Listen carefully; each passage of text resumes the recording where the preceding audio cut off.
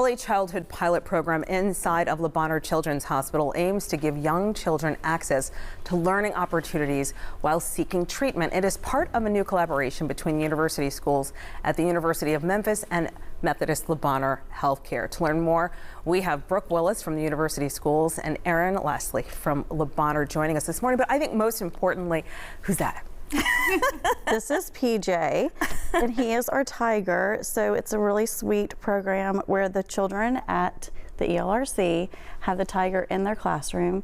He goes to recess with them, he takes a nap, he has headphones he listens to, he does all the things, and then the patients at Le Bonheur have this tiger as well in their room, and it just is a tangible way for 3- and 4-year-olds to have that connection when they're not in the same room. Yeah. I want to talk all about the program and just, it sounds like something that, a model that should go out into the public.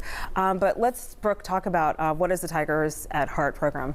Yeah, thank you so much. So it's a collaboration between the Early Learning and Research Center at the University of Memphis and, of course, Le Bonheur Children's Hospital.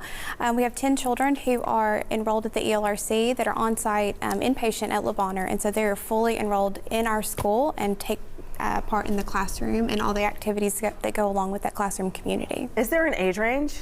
3- and 4-year-olds. 3 and 4, it's such a critical age. Okay, so Erin, what would you say is unique about the program? I think what is so special is the community engagement. A lot of times when you're in the hospital, you lose that and you just feel like you're alone and isolated, and they're being seen and heard, and they form relationships with the classmates, and it's a really sweet just partnership between the two institutions. Yeah. And can you just walk us through a typical day?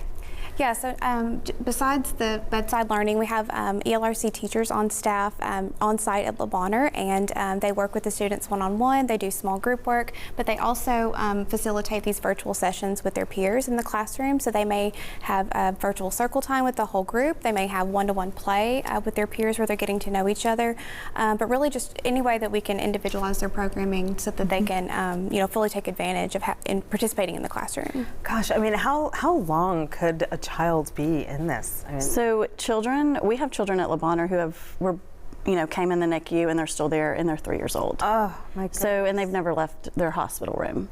So they've never been outside, they've never engaged with other children like a typical child does out in the community. So we can have children, there for years at a time. Wow. So it's very valuable. Is there like, do you work with the outside schools as well? Like, I mean, is there like a partnership there? Currently, it's just with the ELRC. Yeah, but once they're discharged from the hospital, we do help them find educational placement and kind of support them throughout their educational journey afterwards as well. This is what's so big about it is you're dealing with a health condition and concurrently trying to learn so that you can just be part of society. Tell me, can you guys think of just a positive story that came out of it?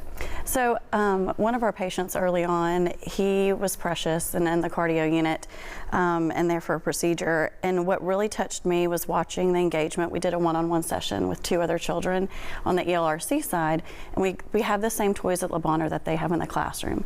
So we took him some Magnetiles and some stickers, and the children at the ELRC had the same.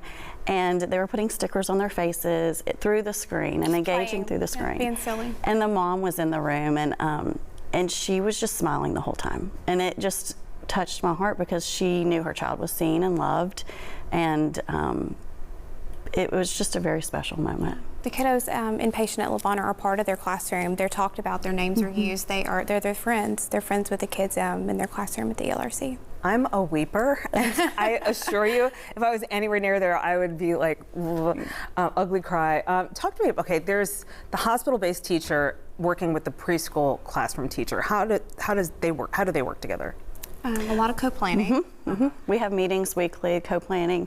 We're texting maybe 5 minutes before sessions, like what child are we doing? Because it always changes on the hospital side. You never know who's available or who's ready. So it's a lot of last minute planning, but it's great communication. Yeah. So everything's child directed at the ELRC, and we have a very child-based play-based program. And so anything we can do to translate that into what the individual students need at Le Bonheur, that's what we do.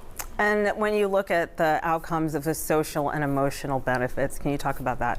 I think the biggest outcome, is just the engagement from the families. And it's so hard to measure, but just the patients and the nursing even gets so excited about one of our patients. They're like, oh, she's getting preschool today. And so it's affecting the whole hospital. It's not just the patients and the families and then the ELRC, but everybody is seeing how the development of the whole child, not just medical, is so valuable. Yeah, I think, and for the children at ELRC, they're really getting this real-world experience of how and learning about other children that maybe have a different scope of life and different challenges, and how to navigate those and make them part of their classroom community. So it's a really cool thing. Wow. What are your thoughts about what the future and where this should go? Expanding, maybe. I mean, some of these programs could work out in the real world. It just seems like we need it. Yeah, there's so many opportunities. For sure. And I think we're doing something very innovative, which is very exciting. We're kind of writing it as we go and figuring out the things as we go. So we would love to share it. I think other children's hospitals can do it as well. Yeah. Creating a model here. Oh my goodness. Thank you. That's I mean, that's fascinating. Really appreciate you, Brooke and Aaron and PJ. Oh, yeah, PJ had to being with us, PJ, and taking care of the kids. And Live at 9 continues after we take this short break. Coming up, we're going to meet a dog needing a permanent home in our rescue roundup, from tigers to pups. And then viral floral designer John Mark Sharp is joining us with a demonstration. Alexandra Nolan, lifestyle expert, they're going to be here together. Things you can do in your home. Stay with us.